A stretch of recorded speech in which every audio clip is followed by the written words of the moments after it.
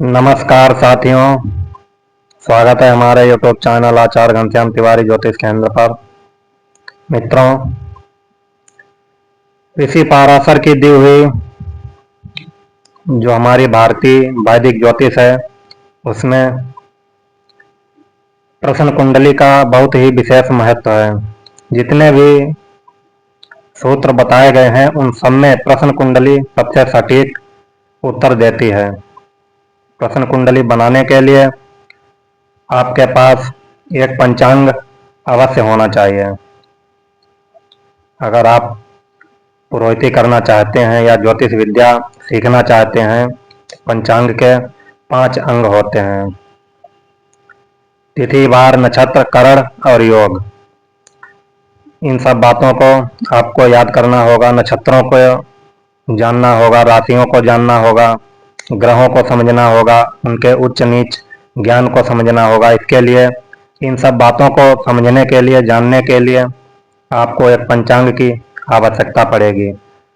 मान लो आपके किसी रिश्तेदार या मित्र या समाज या गांव में कोई व्यक्ति आपके पास आता है और कहता है कि पंडित जी बताओ, हमारा इस वर्ष मकान बनेगा या नहीं बन पाएगा, या हमारी कोई वस्तु जो है वो चोरी हो गई है, कुछ आप बता सकते हो किस दिशा में गई, या घर पर ही है या कोई ले गया, दसों दिशाओं में किस तरफ गई है, मिलेगी या नहीं मिलेगी। या मान लो किसी के लड़का होने वाला है, डिलीवरी का टाइम 7वां 8वां महीना चल रहा है, और वो व्यक्ति आपके पास आता है और कहता है कि पंडित जी बताओ, हमारी बहू के लड़का होगा या लड़की होगी, डिलीवरी नॉर्मल होगी या सिजेरियन होगी। कई ऐसे प्रश्न होते हैं। किसी ने पूछ दिया हमारा लड़का पढ़ रहा है, इस वर्ष फेल होगा या पास होगा। तो इन सब बातों के उत्तर देने के लिए सबसे सटीक उत्तर जब ही निकलेगा जब आप प्रश्न कुंडली बनाओगे। प्रश्न कुंडली बहुत ही गुप्त विद्या है, इसको सभी को बताना नहीं चाहिए। मित्रों, इसी पर हमने शोध किया और सोचा कि आप लोगों को भी बताएं। अगर आप लोग हमारे ज्योतिष से जुड़ना चाहते हैं, हमसे कुछ सीखना चाहते हैं, किसी प्रश्न का उत्तर जानना चाहते हैं, तो हमारे चैनल को, अगर पुराने हैं तो कोई बात नहीं, हमें भी बार बार कहने में शर्म आती है। अगर आप हमारे वीडियो नए हमारे चैनल पर आए हैं तो हमारे चैनल को सब्सक्राइब अवश्य कर लें और बेल आइकन का बटन ऑन करें, ताकि हमारे चैनल से जो भी वीडियो डाला जाए वो आप तक सबसे पहले पहुंच सके और आप लोग उसका ज़्यादा से ज़्यादा लाभ उठा सकें। साथियों, आपके पास मान लो सन 2025 चल रहा है, सिद्धार्थी संवत्सर चल रहा है। इसी संवत्सर और सन का आपके पास पंचांग, जैसे कोई प्रश्न लेके आपके पास आता है तो उसी वर्ष का आपके पास पंचांग होना चाहिए। पुराने पंचांग से काम नहीं चलेगा। अगर आपके पास पंचांग होगा तो आप प्रश्न कुंडली बना पाओगे, और जो यजमान हमारे पास आए हैं पूछने के लिए कि बताओ हमारे लड़का होगा या लड़की, तो आप उनको सटीक उत्तर दे सकेंगे। अब प्रश्न उठता है, प्रश्न कुंडली बनाएं कैसे? बहुत ही आसान तरीके से आपको 2 मिनट में प्रश्न कुंडली बनाना हम सिखाएंगे। बस आप लोग ध्यान पूर्वक हमारा वीडियो देखें। सबसे पहले आपको एक डायग्राम बना लेना है जिसमें 12 हाउस होंगे। इन 12 हाउसों में हमको राशियां स्थापित करनी पड़ेंगी। फिर पंचांग में देख करके कौन सी राशि पर कौन सा ग्रह इस समय गोचर कर रहा है, वर्तमान मूविंग प्लेसमेंट ग्रहों की क्या है, वो हमको भरनी पड़ेगी।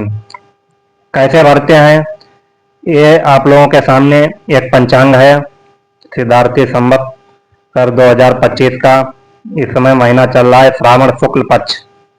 आज चतुर्दशी तिथि है और 23 जुलाई अंग्रेजी तारीख के हिसाब से है। तो इसमें आपने जो ये 12 खाने लगन कुंडली की तरह बनाए हुए हैं, ऐसे आपको 12 खाने जिस प्रकार लगन कुंडली के बनाते हैं ऐसे ही डायग्राम बना लेना है, उसमें 12 खाने होंगे। अब इसमें आपको राशियां स्थापित करनी है, 1 2 3 4 5 6 7 8 इस प्रकार, और ग्रह बैठाने होंगे। कैसे ग्रह बैठाएंगे, कैसे राशियां स्थापित करेंगे, इसके लिए आप पंचांग में देखें। प्रश्न कुंडली बनाने से पहले आप लोगों को दैनिक लग्न सारणी देखनी पड़ेगी। एक लग्न 2.25 घंटे रहती है। ये देखो यहाँ पर लिखा हुआ है पंचांग में दैनिक लग्न सारणी। इस दैनिक लग्न सारणी में आप लोग देखें, मिथुन लग्न है 5:43 तक, उसके बाद फिर कर्क लग्न है 8 बजे तक, कर्क लग्न के बाद सिंह लग्न 10:14 तक। इस प्रकार आपको समझना पड़ेगा। तो इसमें देख के आप लग्न निर्धारित कर सकते हैं। और ये प्रथम भाव जो होता है हमारी लग्न का होता है। जो लग्न आपको मिले, जैसे मान लो कोई व्यक्ति आपके पास आया और उसने आपसे प्रश्न किया कि पंडित जी बताओ हमारी बहू के लड़का होगा या लड़की होगी, ऑपरेशन से बच्चा पैदा होगा या नॉर्मल डिलीवरी हो जाएगी। तो उसने प्रश्न किया, उस समय था 9:15। आप टाइम देख लें घड़ी में, मोबाइल इत्यादि में टाइम देख करके पंचांग खोलें और लग्न निर्धारित करें। जातक ने प्रश्न किया 9:15 पर, और यहाँ पर आपको देखना है कर्क लगन 8 बजे समाप्त हो जा रही है। 8 बजे से 10:14 तक सिंह लग्न है। जातक का प्रश्न है 9:15, यानी कि हमें सिंह लग्न मिला। तो हम यहाँ प्रथम भाव में सिंह लग्न लिख देंगे, यानी कि 5 नंबर राशि सिंह राशि होती है, उसी को हम लग्न कहते हैं। यहाँ 5 नंबर लिख दिया। इसके बाद 5 से आगे हमको नंबर नोट करने पड़ेंगे। 5 के आगे 6, 7, 8, 9, 10, 11, 12, 1, 2, 3, 4, इस प्रकार के 12 खानों में सीरियल वाई नंबर लिख देना है। जब 12 यहाँ पर समाप्त हो जाएगा तो 12 के बाद फिर 13 मत लिखना, 12 के बाद फिर 1 लिखना, फिर 2, फिर 3, फिर 4, इस प्रकार आपको लिख देना है। लगन निर्धारित हो गया। अब हमको बैठाने हैं ग्रह। तो हमको देखना है सबसे पहले जो ग्रहों के राजा हैं सूर्य, इनको निर्धारित करना है कि सूर्य इस समय किस राशि में भ्रमण कर रहे हैं, किस राशि में इनका मूवमेंट है, यानी गोचर कर रहे हैं। तो यहाँ पर ये देखिए लिखा हुआ है स्पष्ट सूर्य। इस समय सूर्य जो है 3 राशि पार कर चुके हैं, 5 अंश 44 कला और 21 विकला पर कर्क राशि में चल रहे हैं। कर्क राशि 4 नंबर राशि होती है, तो आपको यहाँ 4 नंबर पे सूर्य को लिख देना है। इसी प्रकार सूर्य के बाद अब चंद्रमा को, चंद्रमा भी कर्क राशि में है, तो चंद्रमा को भी 4 नंबर पे लिख देना है। इसके बाद मंगल को देखें, यहाँ देखिए आप ये ग्राफ दिए हुए हैं, इसमें स्पष्ट मंगल भी लिखा हुआ है, राशि अंश कला विकला, यानी मंगल 4 राशि पार कर चुके हैं, 19 अंश 24 कला और 2 विकला पर, यानी कि 5वीं राशि में मंगल चल रहे हैं। 5वीं राशि हमारी है लग्न में लिखी हुई है, इसमें हमको मंगल यहाँ पर लिख देना है। इसके बाद फिर बुध स्पष्ट करना है। बुध को भी ये देखो यहाँ पर राशि अंश कला विकला, बुध 3 राशि पार कर चुके हैं, 29 अंश 36 कला और 21 विकला पर ये कर्क राशि में भ्रमण कर रहे हैं। इनको भी 4 नंबर राशि कर्क राशि होती है, इनको भी यहाँ पर सूर्य चंद्रमा के साथ बैठा देना है। इसके बाद अब गुरु की बारी आती है। गुरु इस समय 2 राशि पार कर चुके हैं, यानी कि मिथुन राशि में चल रहे हैं, तो मिथुन राशि 3 नंबर राशि होती है, यहाँ 3 नंबर लिखा हुआ है, इसमें हमको गुरु को बैठा देना है। इसी प्रकार शुक्र 1 राशि पार कर चुके हैं, 12 अंश 41 कला और 38 विकला पर बैठे हुए हैं वृषभ राशि में, यानी कि शुक्र भ्रमण कर रहे हैं, तो 2 नंबर वृषभ राशि होती है, 2 नंबर में शुक्र को बैठा देना है। इसके बाद आप शनि को देखें। शनि इस समय मीन राशि में गोचर कर रहे हैं, यानी मीन राशि 12 नंबर राशि, शनि को 12 नंबर लिखा हुआ है, यहाँ पर बैठा देना है। इसके बाद राहु, राहु इस समय 10 राशि पार कर चुके हैं, यानी कुंभ राशि में 27 अंश पर बैठे हुए हैं, तो कुंभ राशि में जहाँ 11 नंबर राशि लिखी हुई यहाँ राहु को बैठा देना है। और राहु से ठीक 180 डिग्री पर केतु को हमको बैठा देना है, क्योंकि हमेशा राहु से विपरीत उल्टे रहते हैं, यानी कि राहु से जहाँ मंगल बैठे हैं, सिंह लग्न हमने जो स्थापित की थी वहां पर आपको केतु को बैठा देना है। यह हमारी बनकर के तैयार हो गई प्रश्न कुंडली। इस प्रकार हम पंचांग में लग्न और ग्रहों को देख करके सेम लगन चक्र की तरह ही प्रश्न कुंडली बनाते हैं, बट अंतर इतना हो जाता है, लगन कुंडली के लिए हमें डेट ऑफ बर्थ की जरूरत होती है, टाइम की जरूरत होती है, स्थान की जरूरत होती है, और प्रश्न कुंडली बनाने के लिए हमें ये कुछ नहीं चाहिए होता है, बस व्यक्ति का प्रश्न सुन लिया और समय देख लिया और प्रश्न कुंडली हमने बना के तैयार कर दी। आप प्रश्न उठता है कि इसको देखा कैसे जाए। मान लो यजमान आए और उन्होंने प्रश्न किया कि हमारे लड़का होगा या लड़की होगी, तो आपको उनको उत्तर देना है। अब आपको देखना है पंचम भाव जो हमारी कुंडली में होता है उस संतान प्राप्ति का बताया गया है ज्योतिष शास्त्र में। अब आपको पंचम स्थान पर दृष्टि डालनी है कि पंचम स्थान पे कोई शुभ ग्रह बैठे हुए हैं, सूर्य, गुरु या मंगल, और उन पर शुभ दृष्टि अगर नहीं भी बैठे हैं तो किसी गुरु आदि की शुभ दृष्टि अगर पंचम भाव पर पड़ रही है और गुरु पीड़ित नहीं है, मान लो गुरु इच्छा पूर्ति लाभ स्थान में 11वें स्थान में बैठे हुए हैं और वहां से 7वीं दृष्टि पंचम स्थान पर गुरु की आ रही है, तो आप निसंकोच कह सकते हैं कि आपके लड़का होने का योग है। बट गुरु पीड़ित नहीं होना चाहिए। गुरु 10वें और 12वें स्थान में क्रूर ग्रह राहु केतु शनि इत्यादि नहीं होना चाहिए। इनके आसपास अगर सूर्य है, चंद्रमा है, बुध है, शुक्र है और गुरु बलि है और वहां से दृष्टि आ रही है पंचम स्थान पे, तो आप कह दें कि लड़का होने का योग है। इसी के साथ अगर पंचम स्थान में शुक्र है, चंद्रमा है, राहु है, केतु आदि की दृष्टि आ रही है और या तो ये लोग बैठे हुए हैं, तो आप कह सकते हैं कि पुत्री का योग बन रहा है अथवा पुत्री होगी। अब आप देखें कि उनका प्रश्न था कि डिलीवरी नॉर्मल होगी या ऑपरेशन से बच्चा पैदा होगा। इसके लिए आपको क्या करना है, आपको केंद्र भाव को देखना पड़ेगा।